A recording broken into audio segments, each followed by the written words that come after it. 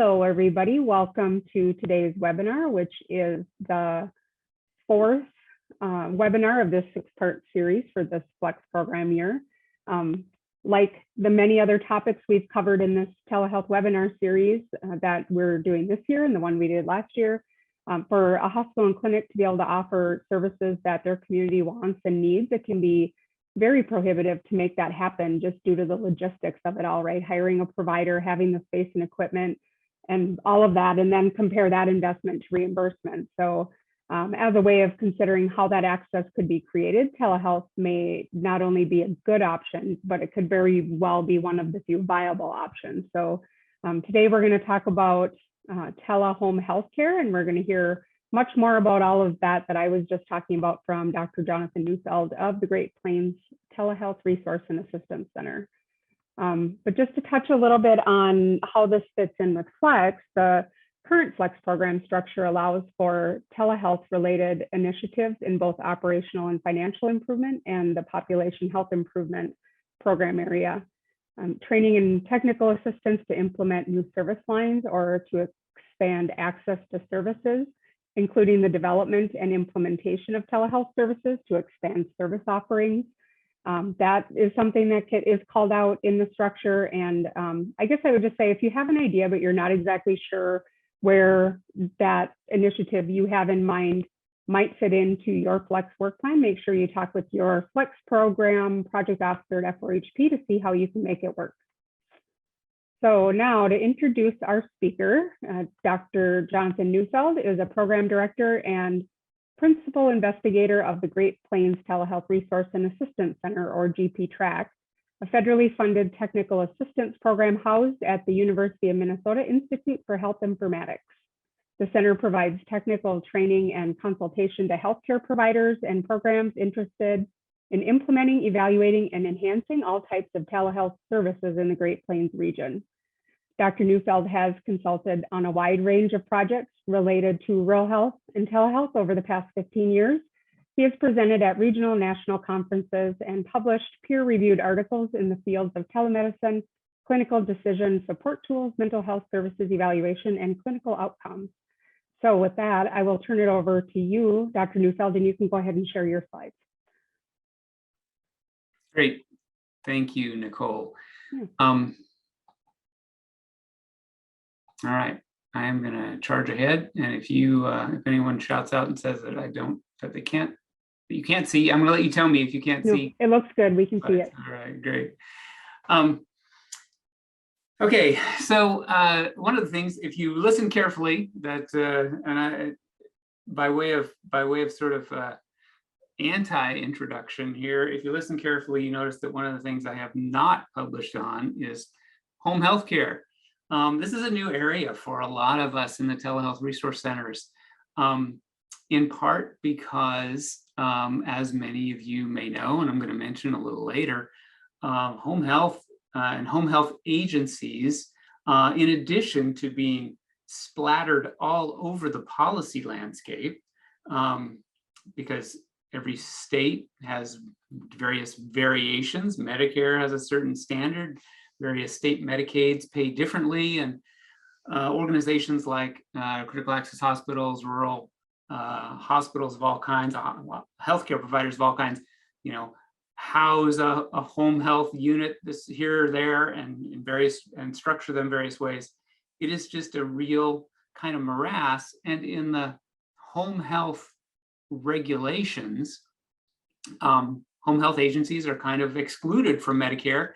And just as a sort of to add insult to injury, or at least add ignorance to insult, a lot of times, and this happens across the telehealth landscape, people read the Medicare regulations, actually the Medicare conditions of payment, as the rules for telehealth. This happened for years and years before the pandemic and will continue to happen, I'm sure, 4 years after. But, and I'll try and go into this in a little more detail as I talk, but the Medicare conditions of payment, in other words, what Medicare will or won't pay for, is not really, only applies to Medicare.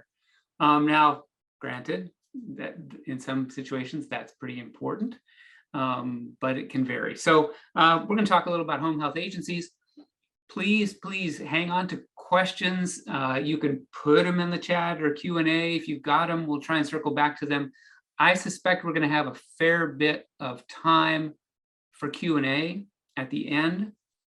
And I really intend this presentation as much as an introduction to thinking about telehealth services in home health as any kind of definitive set of answers, because as I said, the situation is in flux.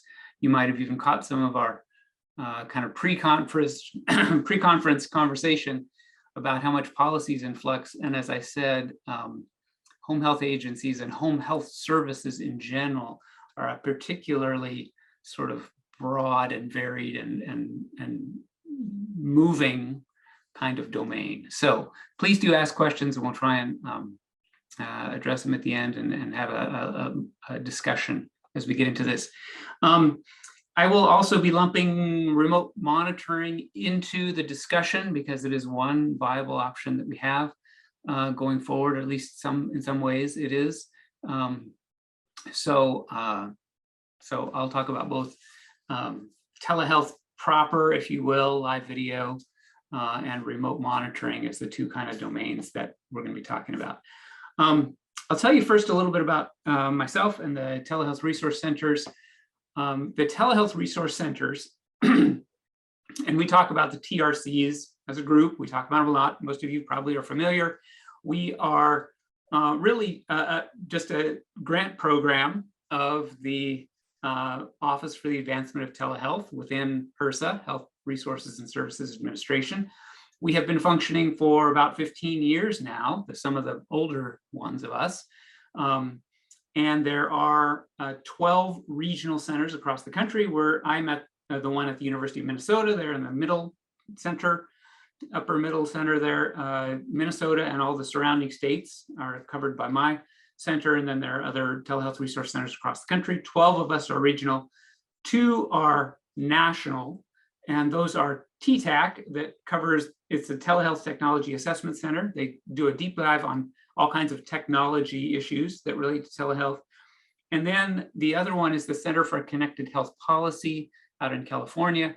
They are our national policy resource, and they are a gem of a resource, providing policy summaries and keeping track of policies across all 50 states on a fairly real-time basis. I mean, they update very quickly when things happen, as well as keeping tabs on federal policies as well.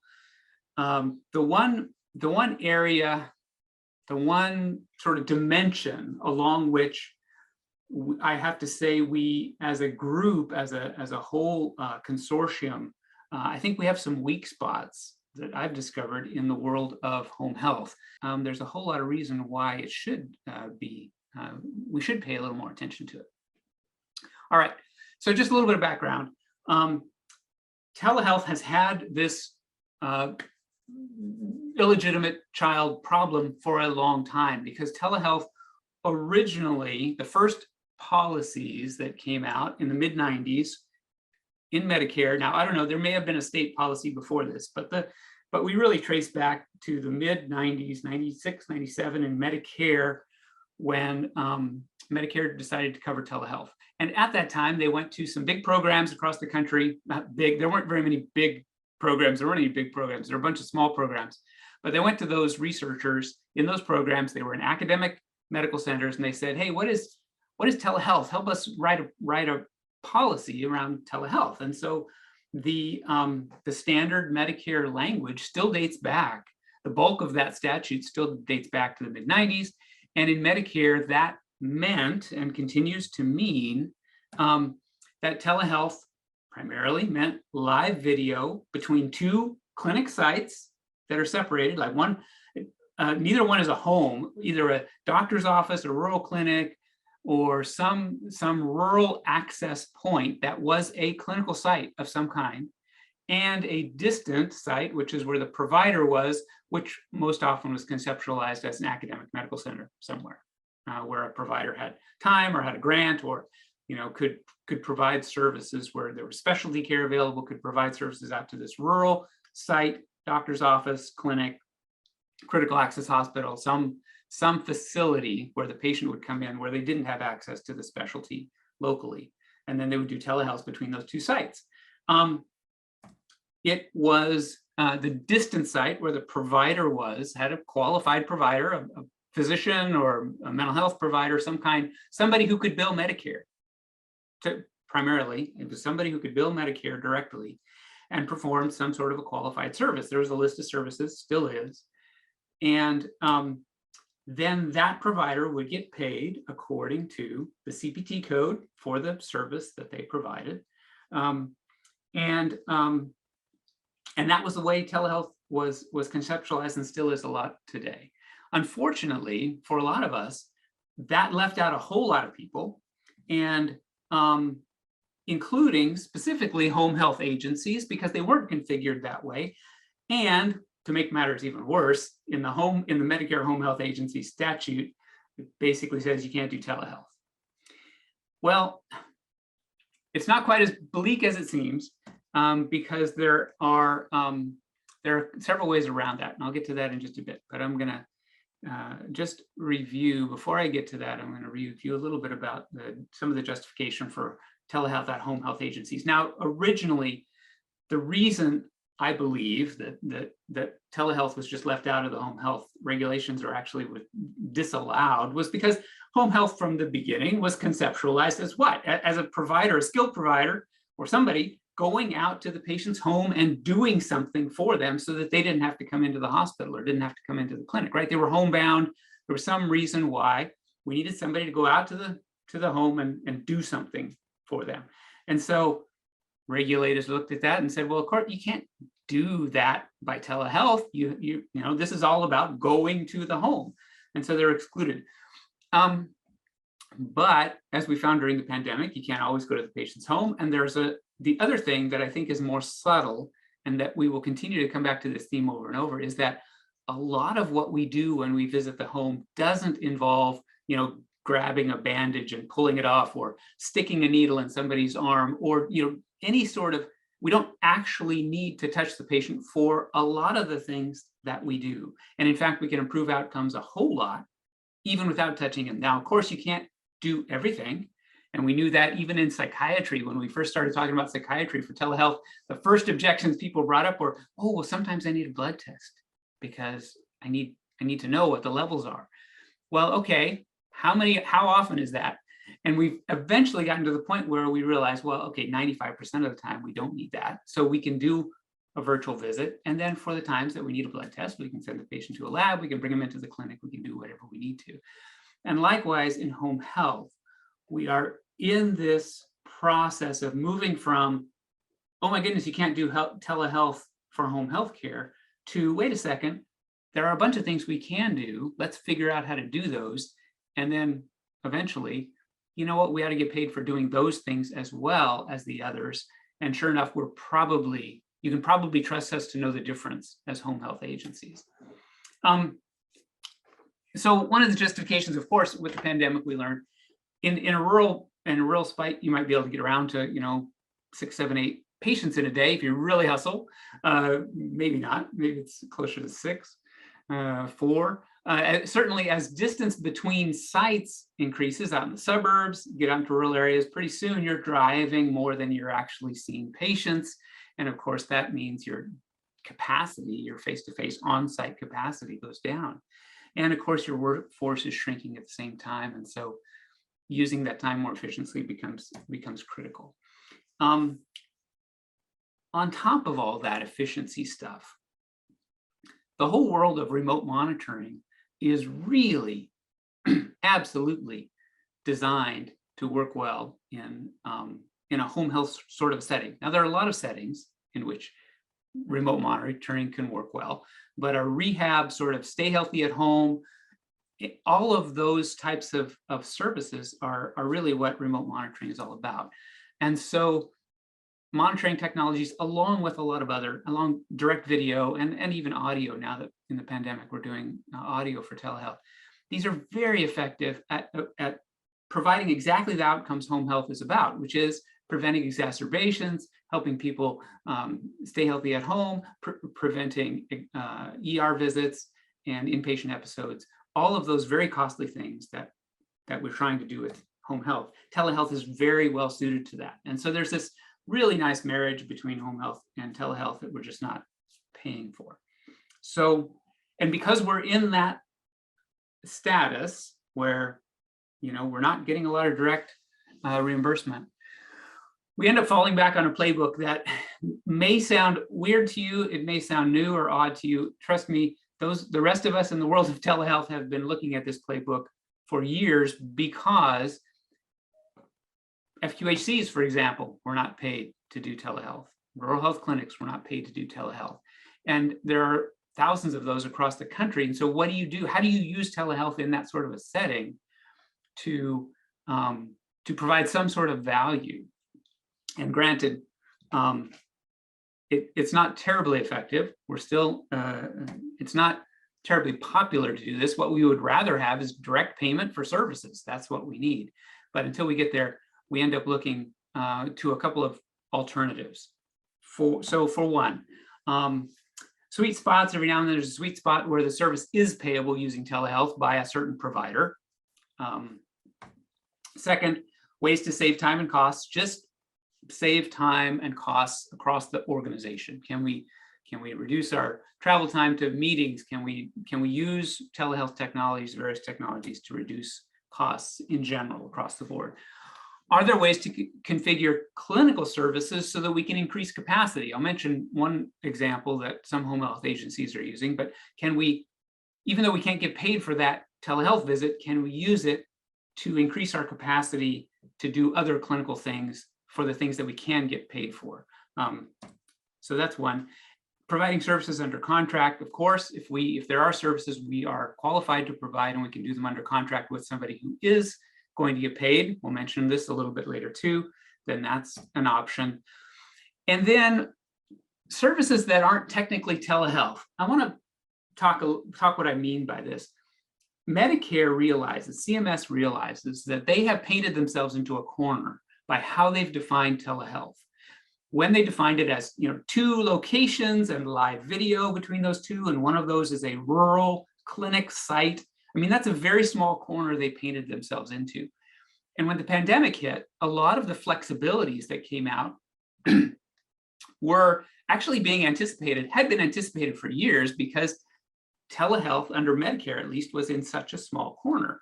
For example, it had to be a rural area. The originating site had to be in a rural area. Well, there's a lot of parts of the country that aren't rural and still have shortages, right? We all know that.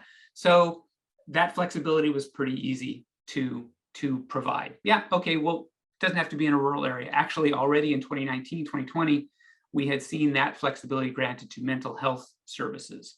So making it, or 2019, 2018, for mental health services. So we already got that one. The other one is the patient had to go to a doctor's office to do telehealth.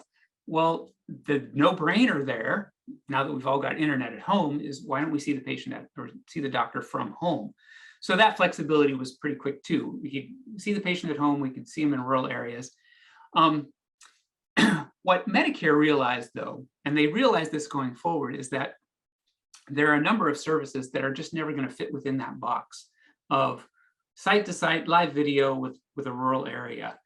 And so what they started to do is allow a number of technologically enhanced services to be paid for outside of the rubric of telehealth. And they've tried to double down on the definition of telehealth as live video between clinic sites in a way to push everything else outside the world of telehealth.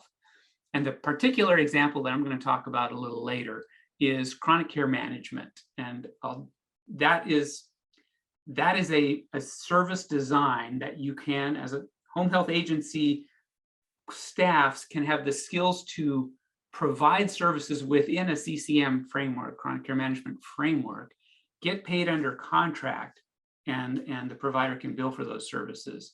I'll say more about that down the road, but CCM is a perfect example of a way that Medicare said, this isn't telehealth, oh, but by the way, you can use live video, you can use audio, you can use text messaging, you can use anything you want that's secure to contact the patient and manage their care, but we're not calling it telehealth.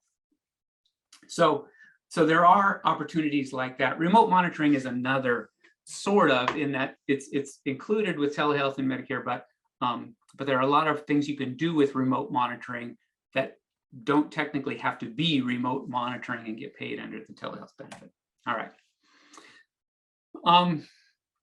So just a quick review of some of the things that we did get under COVID-19. Temporarily, we got payment changes and relaxed reporting for home health agencies, some initial assessments that can now be done remotely or by record review even. So that's a flexibility that allows us to use telehealth for some of what we do. And on-site supervision requirements were waived, although CMS does encourage those on-site supervision sessions to happen remotely or happen virtually, which is great, except that you're going to have some way of paying for the equipment that's going to allow you to do those virtual visits, right? Those virtual supervision visits. Then during the pandemic, the CARES Act came along, and kind of confused things a little bit, but what the CARES Act did is made a number of things permanent. And specifically in the world of home health, one of those things was allowing mid-levels to order the home health benefit. So we still benefit from that, and we will continue to benefit from that one going forward, even after the pandemic, regardless of what else comes down the policy pipeline in the meantime. All right. So now I want to talk about some of these strategies for implementing telehealth services at a home health agency specifically. And I'm going to divide it into 3 sections. Talk a little bit about temporary grant funding to build capacity. This comes up a lot. I get asked about this a lot. There are a couple of possible options, one particular option on the horizon that I want to mention. Then we'll talk about what I'm calling peripheral service strategies. These are just a little bit like what I was mentioning before, general things that you can do to use telehealth to make what you do more efficient and more effective, freeing up capacity for doing the things that you do get paid for, because you're not going to get paid for those telehealth things. And then there's some what I'm calling adjacent service models. These are things that are paid, but you may have to reconfigure a little bit or make some arrangements before you specifically as a home health agency can get paid for these things. All right, the big news in the grant world are the ARPA funds. In March, ARPA was passed through Congress and signed into law. It is a boatload of money coming down to the states, though it, I'm sure, will be adequately dissipated by the time it gets to the end of every little tributary. It can cover revenue replacement for state governments. That's a big hole that a lot of it's going to fall into. It can cover COVID-19 related assistance to small businesses and hard-hit industries, which is more of a general category. Premium pay for essential workers and investments in water, sewer, and broadband infrastructure. So a lot of what we are hoping it gets used for crosses a few of those boundaries. In specific, though, and as you can see, there are a lot of big holes there that money could go into that would end up with less of it getting actually to healthcare and home health specifically. But there are specific funds directed toward home and community-based services in ARPA. A lot of funding for this, including various waiver programs, home health care, personal care services, self-directed personal care services, a bunch of things, and all the bold things, and probably a couple of unbolded things, are things that do kind of fall within the domain of home health agencies or home health care service providers. So there's a lot of stuff in there that is intended to strengthen the home health world. So for example, and ARPA funding for these home and community-based services, it's massive. There's $195 billion to the states, $500,000 each state, plus a chunk of the $170 billion that's still left. I mean, there's a lot of money that's going to end up going to the states for home and community-based services. Yeah, plus, in addition, $65 billion to cities and $65 billion to counties for all of the services that are sometimes provided at the city level and the county level. And these are all home and community-based services. So they're hitting close to home, so to speak. And it's a lot of money going into those services. The kind of catch, it's not really a catch, but the thing that we're waiting on still in a lot of states is that this funding is going to go through the state. Each state is going to come up with a plan, and they're going to implement it through Medicaid, through their Medicaid program. So what it is a huge, like in some states, a doubling almost of Medicaid budget for the next couple of years, and they have to figure out how to use the Medicaid program to direct those services, to subsidize and enhance payment to services to improve home and community-based care. And each state's going to come up with a plan to do that. They're going to come up with ways of applying for or distributing that money. Then the last thing is that it's unfortunately temporary, in that this all has to happen in a year and a half. And you can imagine now what's going to happen. There's going to be a lot of good work done, no doubt. A lot of good work will be done, but a lot of not so good work will probably also be done. But regardless, and we don't need to get into that, the point here is, if you're not connected somehow with what's going on in your state for the HCBS portion of ARPA dollars, definitely do get connected and find out how your state is doing that. Some states have these beautiful programs to enhance reimbursement for home health agencies so that they can pay, with a specific goal of paying a living wage to their staff and expanding staff and all of that. Great. Other states, the home health is sort of an afterthought, or maybe doesn't even make the list. So I don't know the details of all 50 states, and unfortunately, I don't think my colleagues at the Center for Connected Health Policy in California are tracking this one in particular either, although you might check with them. You're probably just going to have to go straight to your state offices of Medicaid and see what their waiver plans, what their ARPA plan looks like. And yeah, this is just kind of reiterating that Medicaid home health policies, of course, vary, and that's going to depend an awful lot, or going to drive a lot of what you can or can't do. Some will explicitly support it, and others you're just going to have to explore a bit. So do follow up with that. If you have specific questions about states in my region, you can follow up with me, and I'll see what I can find out about that. Okay, so some peripheral services. I'll just spend a little bit of time talking about these. The general strategy is, and we find this across telehealth clients that we've worked with to consult. I gotta give an aside here. I say clients and I say consult, except it's all free, right? The telehealth resource centers were federally funded, so all of this is free consulting, free advice, free information that we give out. We work on an individual consultation basis. Most of the time we do a lot of presentations like I'm doing now, but most of our work is individual consultations. So do follow up with me or with your local TRC directly and ask your questions to them directly. That is what they do. They expect to hear from you. They expect each question is unique. Your situation is unique. The kinds of programs that you're trying to implement are unique. So we're used to that. Follow up with us. So I just didn't want you to get confused when I say consulting. This isn't paid stuff. This is individual consultation that we provide for free. But our consistent findings across the TRCs, across a lot of years of doing this, is that the more telehealth technologies, whether it's live video, whether it's monitoring of some kind or whatever, the more it is part of the everyday work for everybody in the organization, the more different ways people find to use it and use it beneficially. Now, I know that's kind of light, kind of weak sauce. It'd be much better if I could put a CPT code down and get a chunk of money from the payer for this thing that I'm doing for this live video call or this monitoring.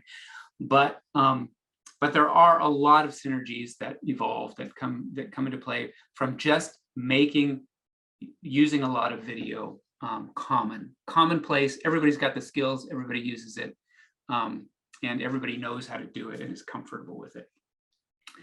Thankfully, if there is one tin lining, I'm not going to call it a silver lining, but a tin lining for this pandemic, it's that we all know our way around a telehealth and live video encounter much better now than we did several years ago. So that is something, and we can leverage that in our programs. Supervision and capacity generally. I mentioned this a little bit earlier. This is a kind of strategies that some organizations are starting to use. I'm hearing some reports about this where they're saying, you know what, we don't have enough skilled people. That's pretty common. But we found a way, even though our payers, Medicare, Medicaid, whoever, aren't paying us to do telehealth visits, we have found ways to use telehealth to keep our skilled, our valuable people, our billable people off the road and available for more reimbursable, billable time. And one way to do that, for example, is to say, if you've got a 2-visit-a-week plan, to cut that back to 1 visit a week and then add virtual check-ins in between. And you can get a very similar, in many cases, I understand I'm not a home health expert, you guys are, but I understand you can get similar outcomes and similar, sometimes even a better sense of what's happening and prevent exacerbations or inpatient or ER visits just as effectively, if not more so, with those virtual check-ins, but freeing up a little bit of skilled time, a little bit extra skilled time across a panel so that you can redeploy that in other ways. It's a little bit of a tricky needle to thread. I grant that. And again, it would be much better to send off a CPT code and get back a chunk of money for the direct service, and we have to get there eventually.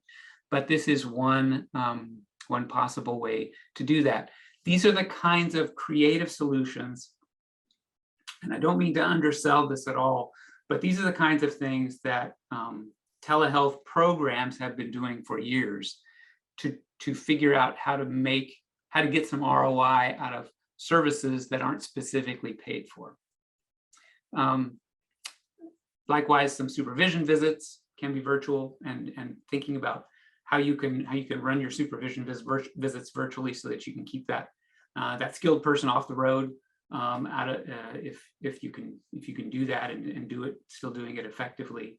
And then recognizing that once those services are virtualized, whether it's a supervision or some sort of virtual check-in, once you virtualize those, then they can be provided from anywhere. And this is a bit of a leap, but you could, if you're 2 hours from an urban center out in a rural area somewhere, you could hire somebody with the skills to do those virtual check-ins, to do those fill-ins, those fill-in visits from the urban center 2 hours away, or literally from anywhere else where you could find somebody to fill in that role. Now, granted, incorporating them into your staff, into your team, getting them to work together, those are all management challenges that you've got to overcome. I can guarantee you, though, it is possible and it is being done. And it's one of the indirect sort of flexibilities that we can generate benefit from when we're using telehealth. All right. So I'm going to introduce this here in the peripheral services area, but we're going to talk about this when we get to adjacent services in more depth, and that is physician visits via telehealth. Hang on just a sec.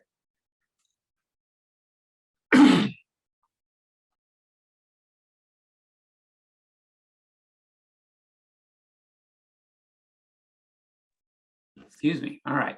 So it's as if I rarely do video calls, and I'm just not used to it. These virtual visits, because because home health agencies or home health providers can't be paid specifically for certain things, instead of just writing off all those things, we recognize that physicians can get paid for those things. And there may be ways that we can work in concert with physicians. Specifically, if your home health agency runs out of a rural health clinic or outpatient clinic at a critical access hospital or some other hospital, and you've got access to those physicians, some of the providers that I worked with actually run a home health kind of a service out of a cardiology clinic. It does remote monitoring out of the cardiology clinic. Well, once you've got that structure in place and you've got a qualified provider who can bill for the services, overseeing the services, then you can provide just straight remote monitoring and get paid for that. So, so that is something else to consider as well. So initial visits under both Medicare and Medicare, you can do this remotely with a review, as I mentioned before. Since 2016, Medicaid, at least at the federal level, has said face-to-face can mean virtual, can mean live video. Now that's at the federal level. Your state may have something to say about that, but in general, there's nothing keeping you from providing initial assessment, physician assessments under Medicaid by video. You know what? Okay, so I want to make another aside comment because I've mentioned the payer a number of times, and I want to be sure that this is clear. Telehealth, most of the time, there are not rules about what you as a home health agency can or can't do using telehealth. In fact, this has become almost too clear in the way Medicare has structured this. Medicare is basically saying you can do whatever you need to with telehealth. You just can't get paid for it, right? What you can do with telehealth, it's not a matter of what you can or can't do with telehealth. You can do a lot with telehealth. It's a matter of what you can or can't get paid for. It's conditions of payment that we're talking about almost always. And so these initial assessments are another example where if there are ways in which a virtual visit isn't some sort of a check-in, some sort of a checkup is not going to be paid anyway, or the person doing it is going to be more valuable doing something else, and you can figure out a way to allow a non-licensed or a non-paid virtual assessment can save you enough time to let the person do another. Like say you do 3 unpaid assessments, so you can do 1 more paid on-site visit with that skilled person at the end of the day, or during the course of the day. These are the kind of arrangements that are possible, and it's because that conditions of payment are the issue, not whether you actually can or can't provide the service using the technology. Okay, so just to keep that in mind. All right, I'm gonna take a quick look at a comment here.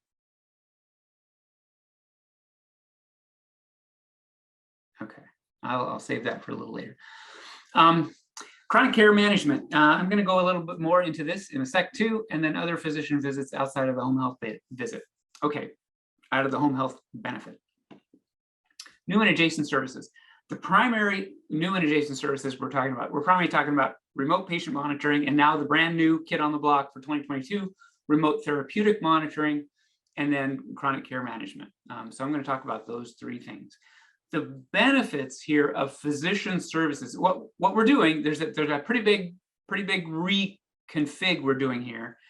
And what we're saying is we're going to use the skills of a home health agency or a home health team, but we're going to configure them to either under contract or some other sort of arrangement to provide the things necessary to deliver a chronic care management service that a physician can bill, or a remote monitoring service that a physician can bill that a home health can't, but we're going to use those people and those skills and that workforce and all of that to provide a benefit, and we're going to somehow put it within, by arrangement, the purview of a physician who can order and supervise, although it's indirect supervision, those services so that we make those services payable. I don't have anything on this specifically in this slide set, but I was just reading of a similar thing that organizations are doing, providing hospice care and palliative care benefits through the home health agency, although they're billing them as not home health services, but as palliative care and hospice services, because they can get paid for those when they use virtualization technologies, telehealth technologies to do those. So again, it's another example of kind of doing something you have the skills and qualifications to do, but isn't necessarily the bread and butter of what you've been doing as a home health agency. The benefits of the left-hand column there, physician services, CCM, remote monitoring. The benefits of those are the technological flexibility. You can use, as I mentioned before, any kind of technology to provide these CCM and remote monitoring. Of course, you're using remote monitoring technologies, but you've got tremendous flexibility in providing the services. It's team-based care. I'll say a little more about that.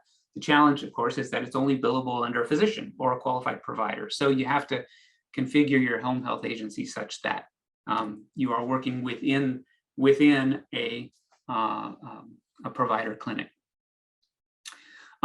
So remote physiological monitoring, just so you can get an idea of what we're talking about here.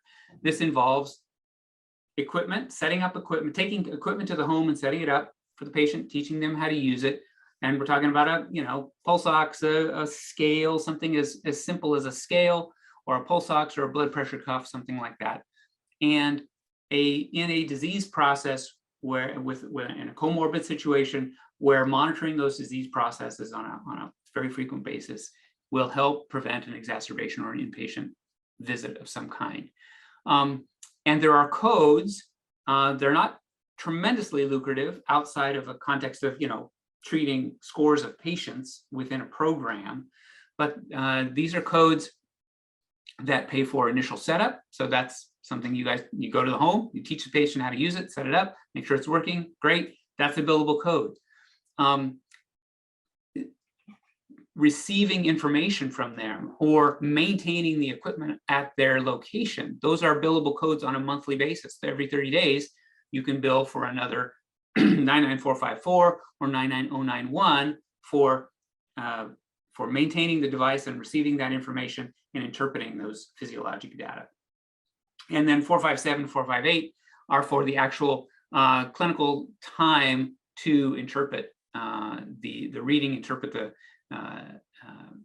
data that's coming in. And of course, you have to spend at least 20 minutes. And then if it's going to be longer than 20 minutes, you've got an add-on code for the other 20 minutes. So the way Medicare has structured this is, you get paid to take the device out, you get paid to leave the device out there and maintain it and receive the information and store it. And all of that just happens on a monthly basis. Well, one time to set up, continuing to monitor, monthly basis. And it's about half probably of what it costs to actually maintain that equipment out there. Maybe not quite. Skipping the capital costs, I'll show you costs in a second. But the maintenance costs, it's about half of what it would cost to maintain that equipment, roughly. And these prices change every day, every week, so this is out of date information tomorrow. But then you get paid, you have a billable code on, per the time that you spend.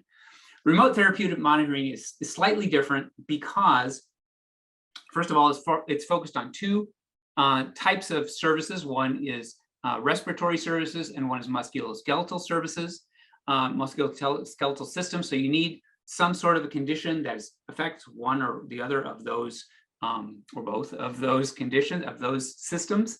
And then what you're often doing in those systems is getting a report back from the patient. It doesn't actually have to be a physiological monitor that you strap on that's reading physiological parameters. It can be a question. It can be a list of questions, a survey. It can be, a patient-reported information about respiratory functioning or musculoskeletal pain or something like that.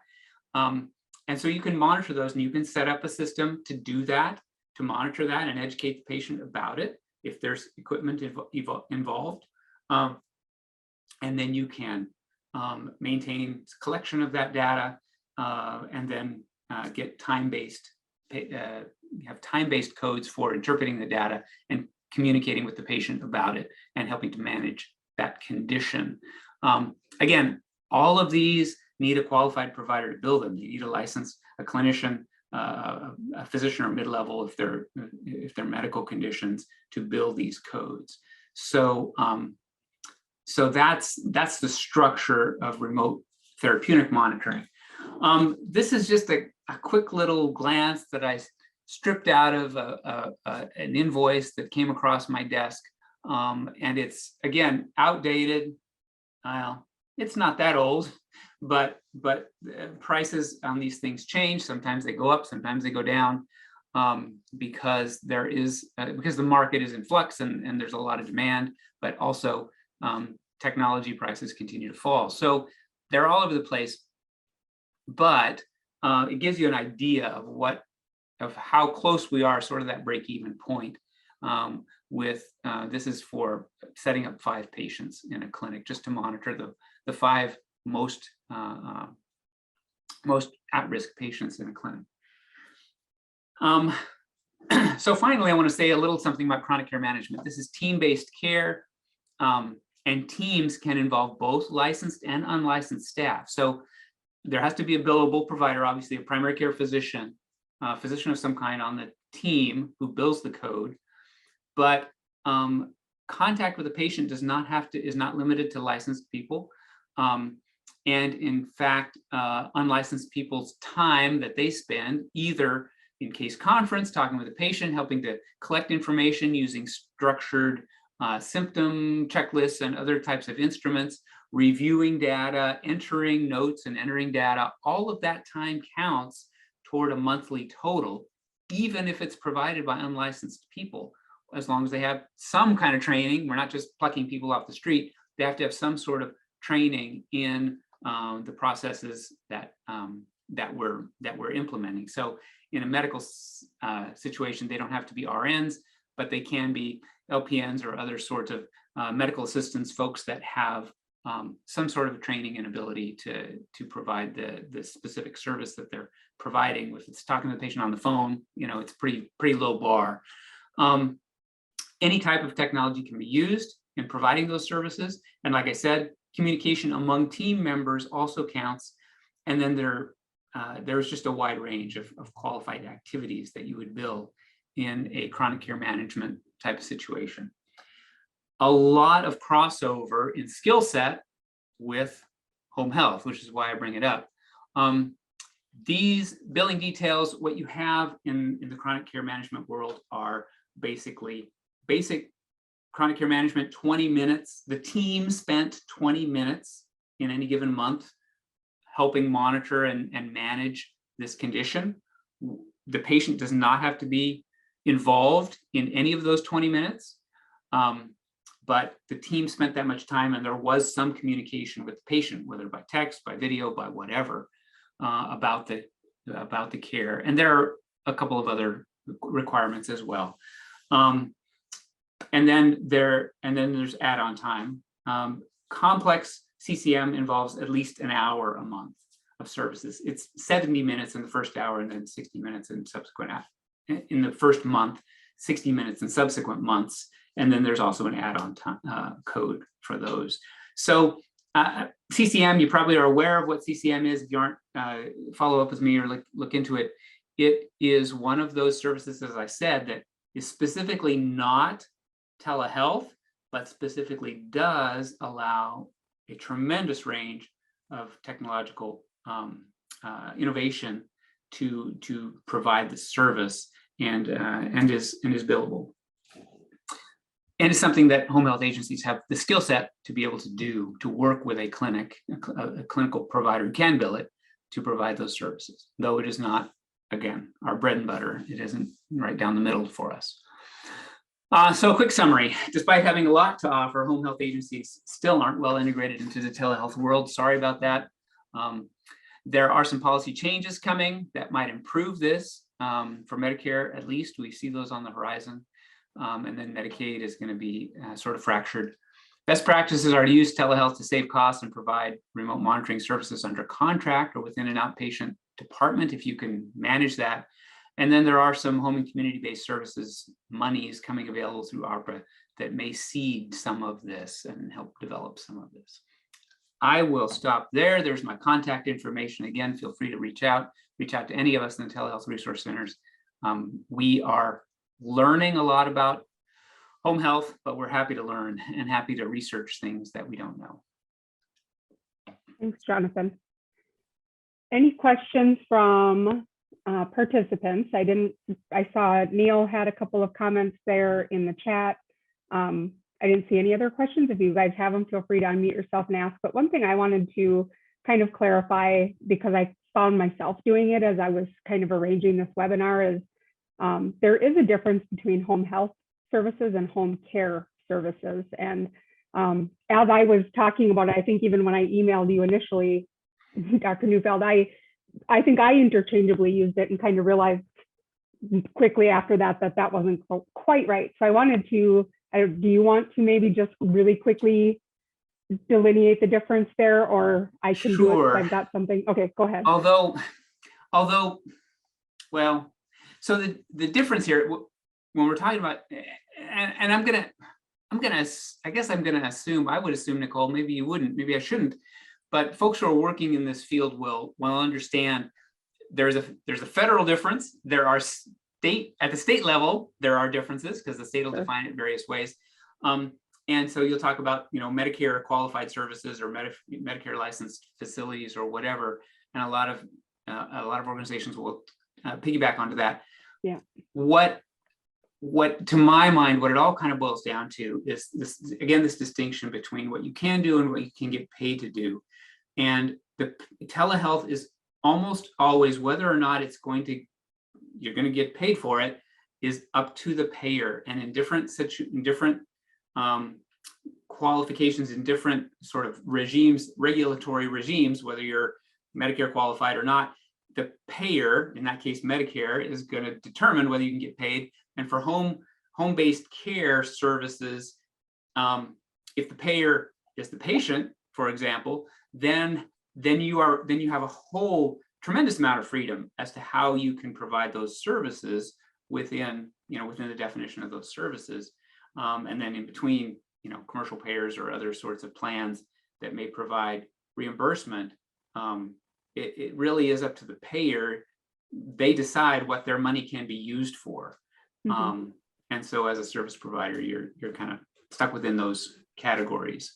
Right. And it's a great point that we do talk about Medicare as kind of the end all be all, the go-to resource. And the reason we do that is because payers follow quite often. So that is why we do that. So it's a good point to point out that we're thinking from the federal level. For the most part, states absolutely have their own things and ways that they're doing things. But so for me to understand that home health services really are healthcare services, they're medical care that's being offered, and they have to be provided by medical professionals. Some of those things include like wound care, injections, medical tests, like you said, monitoring of health status, which you talked about quite a bit too. Home care services are not medical in nature.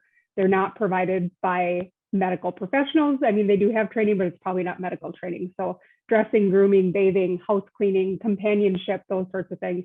I just wanted to make that really clear that there's a difference between home care and home health, because I think they get used interchangeably.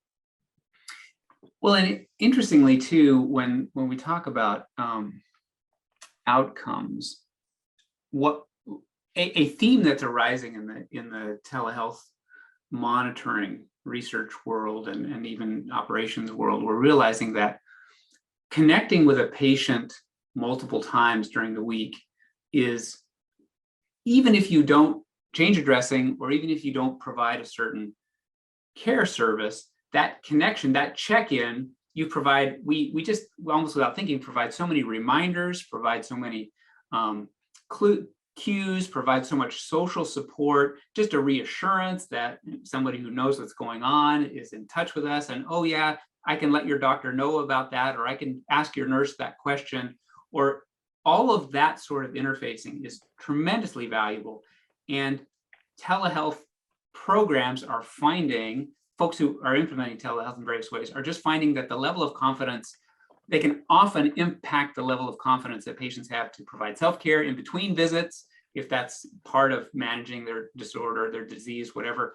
If there are significant self-care aspects, those can be promoted quite a bit with contact in between the actual visits from the nurse who changes the dressing or draws the blood or does whatever they do. Sure. Caroline, will you go ahead and launch the polling? Thank you. Yeah, we're going to wrap it up here. We got 2 minutes. I just dropped a link to the GP Track website. They have a success stories page that has all kinds of good stuff. So go ahead and check those out. Did you have a closing thought you wanted to close with? Something you wanted to close with? No, other than thank you very much for having us there and for putting those links up. That's fantastic. Yeah, I think we're going to see some action. I hope we can see some movement this year in this domain. And like I say, the value is there, but it's just going to take some policy changes for it to really hit its stride.